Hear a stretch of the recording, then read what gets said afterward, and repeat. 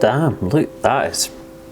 those curls, man. You know you're in for a good movie when Wikipedia can sum this movie up in 2 sentences, which could even be 1 sentence. A married couple, having issues with their relationship, moves into a new house.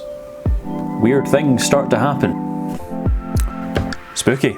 Aftermath. So looking for a new horror online, and this has just recently came out. I thought I'm going to give it a shot. My boy Iceman's in it, and we'll kind of see where the movie takes us. Just a heads up, this movie I'm just going to steamroll my way through, spoil it, and if you've not seen the movie, that's okay. Stay around. You're not missing much. And I'm about to tell you why. So Iceman and his wife are having a bit of marital problems at the moment. So what's explained in the movie, and kind of sets up the actions here, Iceman found his brother had committed suicide and found the body. So he wasn't looking for any Netflix and chill.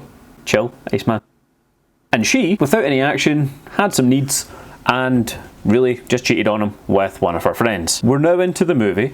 They're clearly having issues at this point. No sex, quite distant from each other. They're at counselling, and he is a crime scene cleanup crew, effectively, for gruesome murders, killings in houses. He'll be there, scrubbing down the bodies, getting rid of them. Through his job, he finds out one of the houses he cleaned up is actually for sale. He's driving past it one day. Part of their counselling advice was to find a new setting. He explores this, and ultimately, they buy the house. So living in their new house, this is when the weird things start to happen. And the reason this house is up for sale, and what he was cleaning up, was highlighted in the introduction of the movie, and it was done just through the audio, and it was a really gripping setup. I was quite into that. Unfortunately, they don't carry that same energy throughout the whole movie. Now, after they buy the house, this is all the weird things that do start to happen. The film seems unsure what pocket it wants to be in, because I've thought about this, and it could be one of 3 things, and it tries to be all 3, which doesn't work. You've either got exploring the characters, about their relationship, why it's failing, how they're going to go and improve it and become better as a couple. That might have been interesting to watch. There's also the 2 subcategories of horror here. There's either a stranger in the house looking to kill them, or a paranormal movie where ghosts are coming. So some of the things that happen here, and we've got all the ghost stereotypes. We've got moving objects, cold breath, seeing things which maybe weren't there, shadows on the walls, water turning on and off, and the old classic doors opening. All of it's in here. With all these instances, the wife starts thinking she's insane, losing her mind a little bit. Bobby Ice, man, he is down to fuck as soon as they move into this house. They set up how so distant he is and how they're having no sex, and then as soon as they move in, man, he is horny. You gotta get some.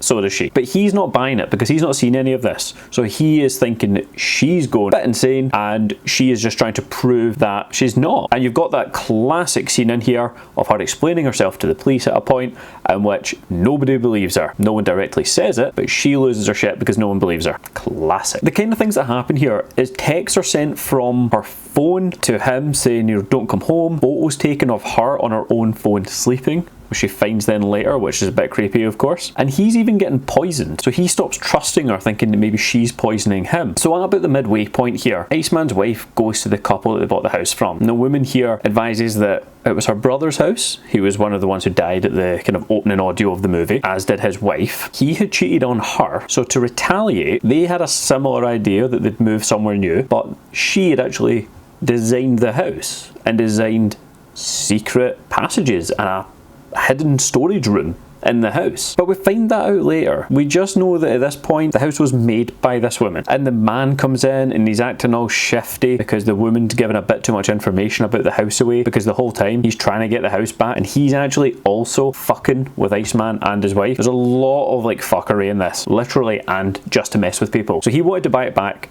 because they were having financial issues. So he started sending porn to the house, which free porn. He made a Facebook post from their address and put their address on it that they were like neo-Nazis, so their car got bombed. So that's as much as he done, but other stuff also happens. Like, she gets attacked in the house. Somebody comes to the house. They found like an online ad saying that the wife wanted to kind of role play into some rapey stuff. So a guy turns up at the door and thinks that she's just in character because she doesn't want any, and he just gets right into it and starts attacking her. So the long story short here is, basically, there is a guy in the basement. He's moving around. He's been fucking with a couple. Oh yeah, and Iceman's wife has a sister who babysits like the house at some point, and the dog, and she gets murdered, but she's so irrelevant to this movie. She's thrown in here just to have somebody to kill. That's pretty much it for her. Come towards the end of the movie, Iceman's wife gets taken into the storage room. That's the first time we see it. We see loads of photographs up. We understand that he was like the lover of the previous couple. Iceman and his wife come together, they kill him, and then they move out of the house. And flash forward like months later. That's the movie. If they leaned into it being a ghost or some kind of haunting, sure. Yeah, there's a subversion there, but it's not executed well. The way they have the kind of murder-suicide at the start and then the ghost things,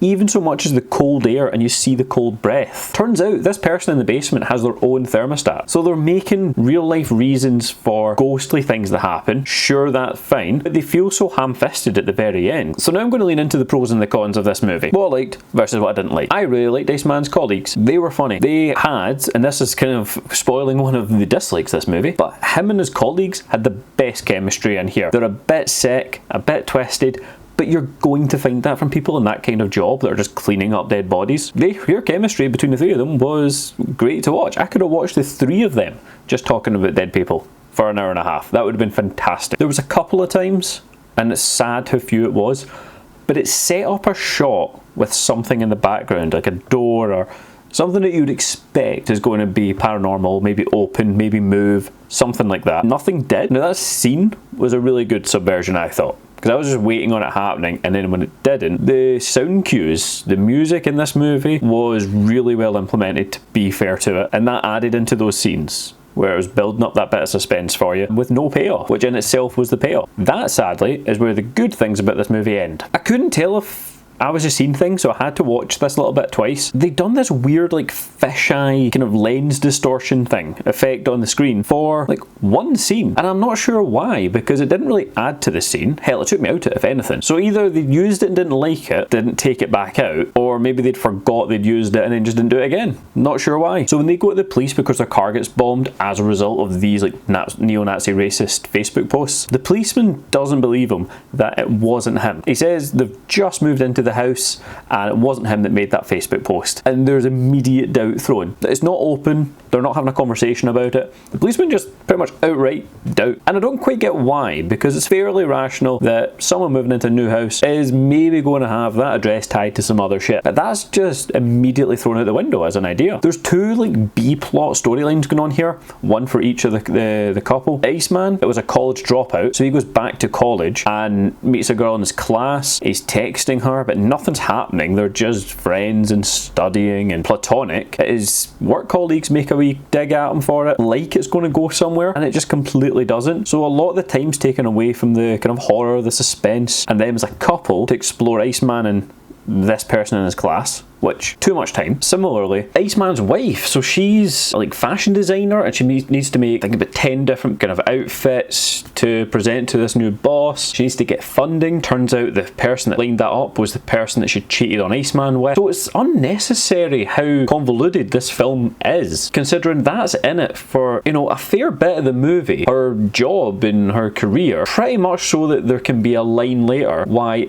Iceman's not happy with her. So a lot of time spent just to create that conflict, and that's just not so great. This is a section I'm going to start adding in because I come away with it all the time. I have questions. So this guy Otto, who was in the basement of the house, who was the lover of the original woman that lived there, when they see him, he's got like crazy long hair and he's looking just awful. Why? And how? Looks and how he lives is one thing. It's not that far in advance from when he's cleaning up the murder-suicide to then buying and living in the house. And also, if no one was in the house for those months, he could have just nipped upstairs and had a shower as well and cleaned himself. He's disgusting. This is an actual guy in the house who just apparently gave up his life to be this woman's lover and then got jealous and killed her and her husband. But he just gave up his whole life. Did he not have a family, friends, a job, anyone that would have searched for him or looked for him or said he was missing or lost or anything? They don't present the questions in the movie, so maybe they don't matter, but it took me so far out the movie. Also, he's got his own thermostat in there, like a new one, in the basement.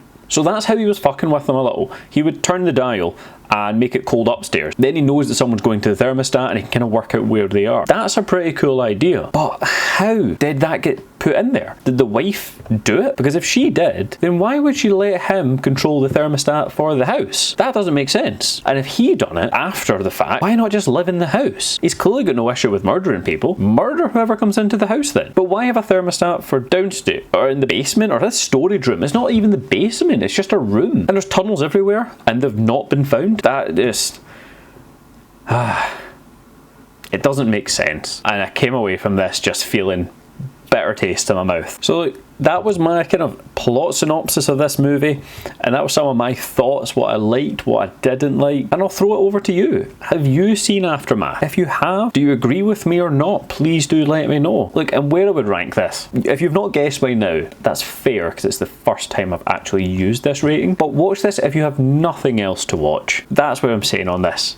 It's not a numeric scale, but it's one that I'll use because I think it's one that you can apply better. If you've got nothing else to watch, watch this. And we know how unlikely that's going to be considering of all the streaming services, television, games, you name it. Look, I really appreciate you watching this.